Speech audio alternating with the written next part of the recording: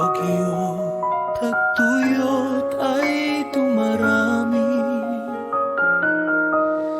luha ng marami di mapawi. Sinabi na ito sa salita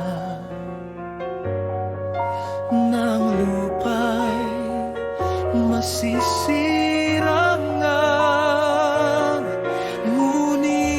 Sa gitna ng kadiliman, may pag-asang nagniningning pa rin.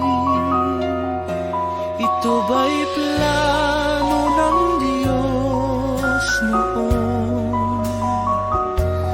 May malasakit pa ba siya ngayon?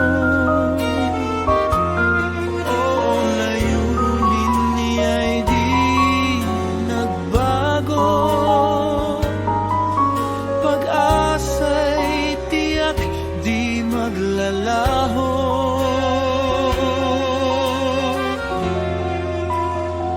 Sino ang magpapanumbalik ng lupa? Si Jehovah, pangako'y totoo niya. Sa kaharian ni Kristo Jesus,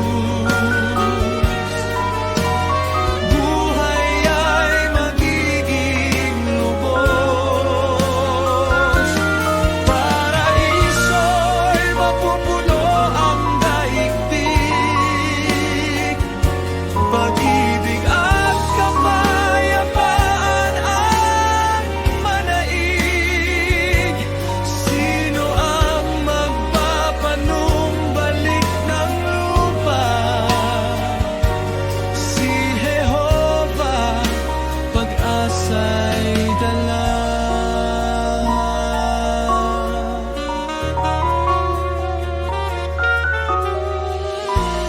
Noon pa man kanyang layunin, lupa'y tahanan nating lahat din. Perpektong buhay ang kanyang bigay, kaligaya'y walang kapantay. Ngunit ng tao'y sumuway, kasalanan ay pumasok agad. Sakit, hirap at kamatayan sa mundo'y naging karanasan. Di kayang ayusin ng tao ang landas na kanya